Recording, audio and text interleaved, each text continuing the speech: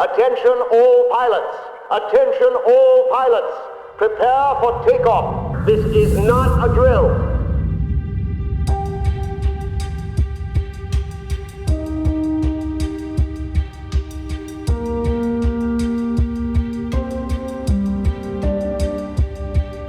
Hello pilots, this is Rogue Wolf signing in. Welcome back to the channel and welcome back to the Starfighter community logs. In the community logs, me and my co-host Commander Wolf report on all things Starfighter going on in the social media and the community in general. We cover news, events, Starfighter content on YouTube and official information by the developers DICE, Criterion and publisher EA. May the Force be with you, always. In this episode of the Starfighter community logs, we will dig a little deeper into why Starfighter Assault got abandoned by DICE in the first place, and we ask us once again if the current direction of no support could be altered. In the past few weeks, there has been a new wave of great community efforts to revive support for our favorite part of Battlefront 2, backed up by players completely new to the game by the way, and once again I would love you to take part in these efforts. I'll have a breakdown a little later in the video and will point you to the threads and surveys you can make yourself heard if you want to support this. I know, it's not as if we haven't been vocal about this in the past. I know, we did voice our opinion more than once, but we have to stay on target, guys. Now is not the time to stop. To the contrary, actually, in my opinion, Battlefront 2 is at Crossroads right now, and we can still try to influence where it is headed by voicing our opinion. New Starfighter content is not totally out of the question, guys. Did you know, for example, that back in 2018 there were actually plans for a new Starfighter content? That it was part of DICE's internal roadmap? Neither did I. I'll have a quote by design director Dennis Brännwall stating exactly this a little later in the video. As we all know, these plans fell through, but you know, who says they can't be picked up again? Especially with all the sales publisher EA made with the Celebration Edition. In this installment of the community logs, we will also expand our area of interest just a little bit and also cover something that very closely resembles what happened to Starfighter Assault. Not sure if you're aware, but it seems that DICE has basically given up on its flagship vanilla mode Galactic Assault just as they stopped supporting Starfighter Assault. In the recent update they moved Galactic Assault to the More tab in the game menus, and the impact of this design decision has been big.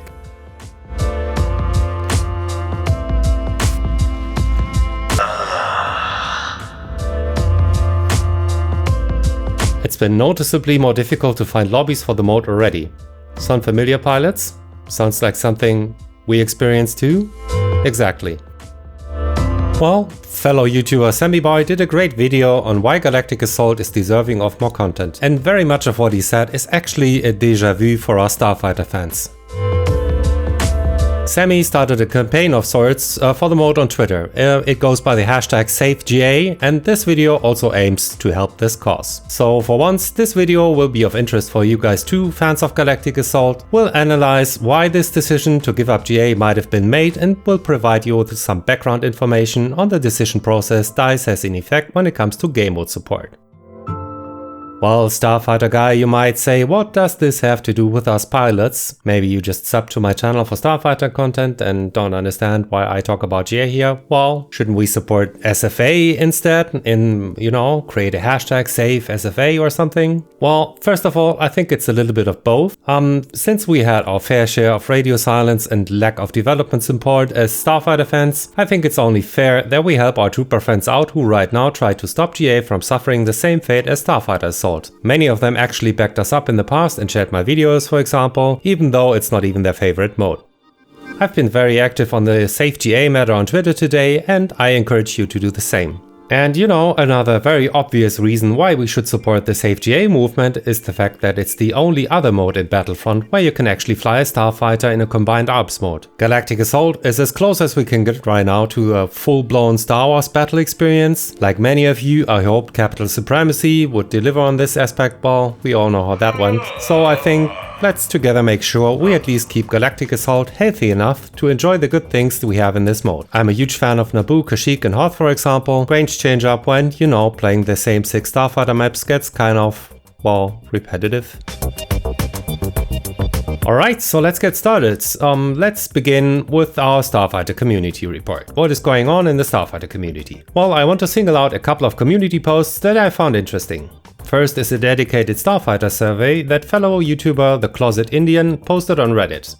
It is very well made survey, both in design and line of questioning. Here's a little preview, and I can't wait to see the results. It's really a great survey, so do invest the few minutes to fill it out. I think the results will be pretty interesting.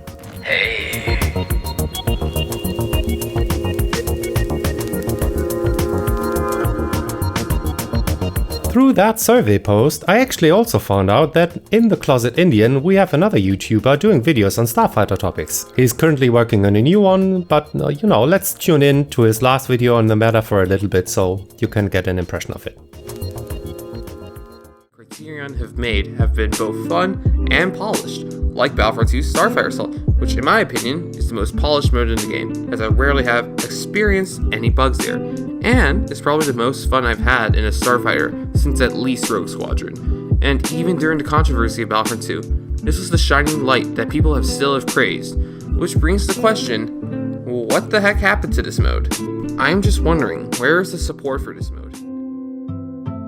Well, what can I say? Couldn't agree more, mate. Can't wait to see the survey results and your next video. Consider giving the man a sub, guys. In any case, I'll let you know when his new video is out.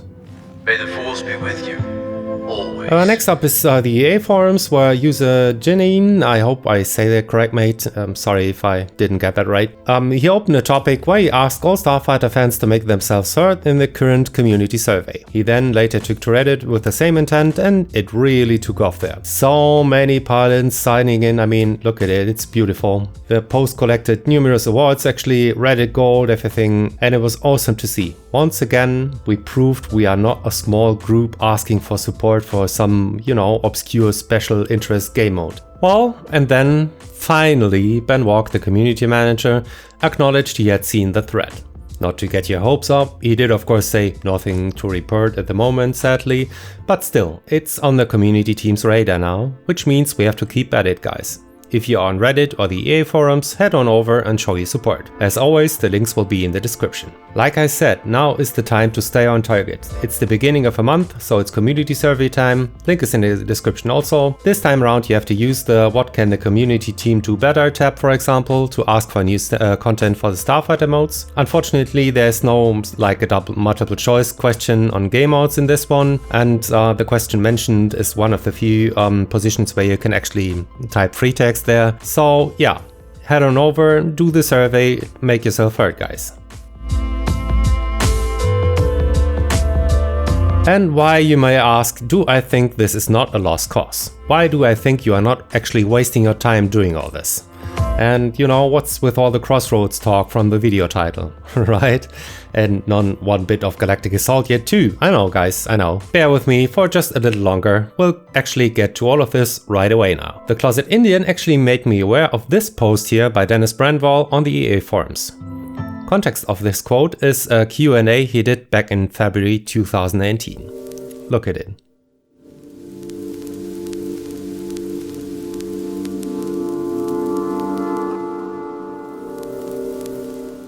So it seems like there were actually pretty solid plans for new maps for the Starfighter modes back in 2018. And that got me thinking, I mean, what changed these plans? What put them on hold? And of course, the most important, could these plans be revisited? Could they be followed up? Well, first of all, as we all know, the plans didn't happen. I posted this on Reddit too, by the way, and one reaction was, "So DICE lied to us." Well, I know, I don't think that is true. The plans just fell through. That happens in game development, just as it happens in regular development as well. But why? I mean, what kept them from delivering the live service they had obviously planned back in 2018? And mind you, that included a live service for Starfighter fans too.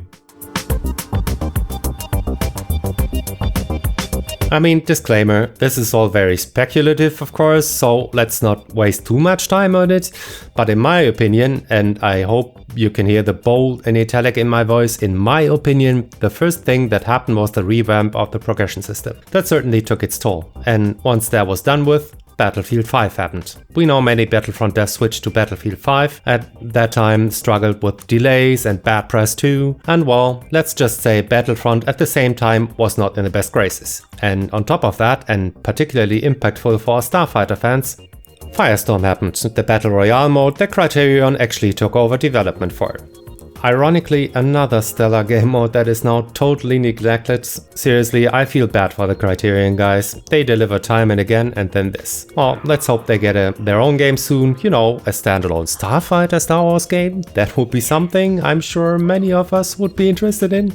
Anyway. Whatever the reasons may have been, I think it's safe to say the Battlefront team found themselves in a very difficult situation. I mean, they took years to develop this game. I think we can all agree it is a beautiful, gorgeous piece of gaming software that captures the essence of Star Wars like no other. But how to build on this now, on limited resources, with a stigma that was very undeserved in my opinion? Well, my guess is, among others, the team's solution to all of this was capital supremacy actually.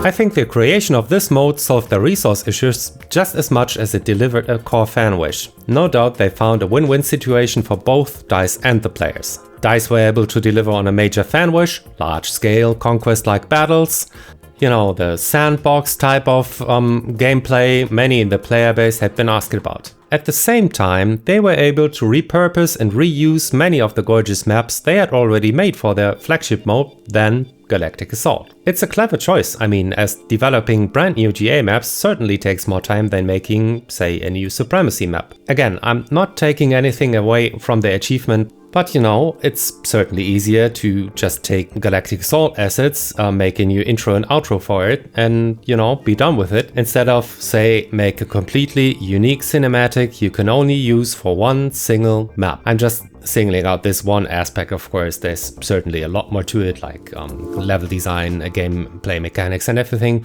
But you know, Supremacy certainly has the favor of being development on a budget. I mean, from a QA testing standpoint as well, probably. I mean, it's certainly leaner to test if a proven game mechanic like capturing command posts works in a repurposed map just like it did on the maps before. GA will probably require far more testing, just to prove, you know, if the level design as intended does actually work. Every GA and Starfighter maps is more or less unique, while Supremacy maps differ very little if you look at the core gameplay mechanics. Again, I'm not taking anything away from that, it's a smart move, the team was on limited development resources and you have to give them credit. They made the best out of a bad situation. I mean, they even followed up with a similar approach for solo players, repurposing this content for instant action and co-op. Again, I applaud them for these achievements, it's very well done and very nicely organized. But if you take a closer look at that Q&A back from 2018, I think it's very safe to say that they had very different plans for the game. Bigger plans, broader plans. If you scroll through that post, through Dennis' answers, there is so much they couldn't do. Like new weapons is in there, new maps for Galactic Assault, new maps for Starfighter Assault, private matches, the list is long, I could go on and on. Essentially, they wanted a lot what we as players wanted too. They wanted more. Just like us. Oh well. Like I said, my theory is that the disastrous launch and Battlefield 5 both did their part in limiting the Battlefront team in fulfilling all this. It's still amazing what they achieved nonetheless if you consider the circumstances. Well, you might say, okay, I guess I can move on now and save me all the trouble. Yeah, maybe. But you know, maybe not. And now comes the Crossroad part that I hinted in the title. Because things have in fact changed. Important things. Where to begin? Well, first of all, the disastrous launch. I think the whole thing was blown way out of proportion, by the way, but be that as it may, they turned this around, which is an amazing accomplishment. I mean, quite a few large news IPs like IGN gave the game a second review, and they gave it the praise it certainly deserved from the start. At about the same time, a few large content creators did the same thing on YouTube. Or coincidence? Maybe. Don't get me wrong, I'm not saying, you know, they paid for these reviews or anything, but it's the fruit of the marketing and the community teams at DICE and EA as well that certainly paved the way for this. And in my opinion, that's another great achievement. So, reason one, the launch solved. Well, kind of at least. So, what about Battlefield then? Well, I don't know, honestly. I think it's safe to say Battlefield has its very own issues right now. I don't know, but who would have thought months ago that we Battlefront players would all in all be more content with the live service than the Battlefield player base. And actually Battlefield switched sides with Battlefront in 2 other areas: public perception and income generators. We already talked about the re-reviews, so let's focus on the money. And I'm very glad actually that my favorite game apparently made publisher Electronic Arts some money. That's great. Let me just give you 3 sources for this. 1, Dennis Brännwall tweeted that the active player base has doubled in December. That's awesome. I mean, that's returning players as well, of course, but new players too. And you know, new players have to buy the game. So my guess is they bought the Celebration Edition, and that's a good choice. I mean, it's a great deal, isn't it? And second, EA themselves actually stated in their financial earnings call, their last financial earnings call, that the sales of said Celebration Edition actually exceeded their expectations. And that's really a statement you can't value enough. If I were to simplify things, that's basically EA telling their shareholders, look, it paid off for you and us, we stuck with this game. Just to back this up a little bit more, as I unfortunately couldn't find, really valid, good sales numbers I could provide here. This is taken from the PlayStation blog. I mean, 5th best selling game in December. That's not too shabby for a 2-year game, right? I think it's pretty awesome actually. All 3 points are actually good reasons to be optimistic about Battlefront's future right now. I'm in it for the money. I expect to get well paid. Okay, then you might say that's all fine, but you might say even if they get more budget now, even if they get more developers, if EA really says, guys, you did a great job, here's more money, here's more development time. Well, Brännwall keeps telling us all people want a supremacy, HVV and co-op anyway, right? Yes, I know, I did actually touch on that in the first community log, so even if the Battlefront team, and that's another capital if the Battlefront team gets the resources to expand this awesome game even more, what keeps them from just making more supremacy maps and be done with it? Well, what keeps them? You do. And that's why I keep asking you guys to let them know you want something else as well. My hope is with the recent sales, the Battlefront team might, again, all bold, italic and capital, might be in a position to do a little bit more than before. And if they do actually sit down and talk about new content, they can only have us in mind if we make ourselves heard. And that goes for both of us, Galactic Assault fans and pilots alike. And it also requires DICE to finally stray away from this dogma here that Brännwall has actually explained a couple of times now, that they base content support decision around player population. I already touched this in the first community log. I think that's totally not the right way of doing this. Fellow YouTuber Sammy Boy, who, like I said, actually started this whole Safe GA thing, explained it very well in his video too, so go check it out. As always, it's a fantastic video. But for the sake of this one here, let's tune in to what Sammy had to say on the matter at hand. That I think DICE are overlooking when it comes to those player numbers. Those stats do also work in the opposite way that they're thinking. Think of it this way, DICE are most likely thinking these 3 modes are the most popular, therefore we should focus more on these 3 modes. However, it does also go the opposite way. Those modes are always going to be more populated, as currently they're the only modes receiving fresh content, and so therefore wherever the content goes, the players will too. A big reason why I think Galactic Assault isn't as popular as it once was is because we literally haven't received a new map in almost 18 months at this point, with the last map being Geonosis that came in November of 2018. Well, I hope the Battlefront team actually agrees with this. At least I hope they give it some thought. Maybe, and as usual, there's a lot of ifs and whens and whys, maybe the Battlefront team is in a position right now to actually be a little bit bolder than before. And should the Battlefront team be in a more comfortable position and have more liberties where they can take the game, I hope that they revisit the original plans they had for future content of the game back in 2018 instead of merely looking at player base metrics. Let's hope they decide to build on 2 of its core vanilla game modes they invested years of development time into. Let's hope they want to save GA and save SFA just as much as we do. In any case, you Galactic Assault and Starfighter fans out there, you should make yourself heard in the survey and in social media and let them know this is what you want. Thank you. Well, I'd say this is actually enough for one installment of the community logs. Thank you guys for staying with me on this one. Do check out our Starfighter Top 5 Place edition for January, guys. We had some awesome clips in that one and a very worthy winner too. And I hope to see some clips sent in by you for the February edition. You can send them in now. The link will be in the description. And like I said during the video, check out the 2 video by the Closet Indian and Sammy Boy. Both great videos. Do leave a like if you enjoyed this video and let me know your thoughts in the comments down below. I'd love to read them. Subscribe to my channel if you want to stay up to date on all things Starfighter and hit the notifications bell so YouTube can ring the bell for you when a new tutorial, gameplay edit or a news report like this one here goes up. Thank you as always for tuning in. This is Rockwolf signing out and I will see you in the next one.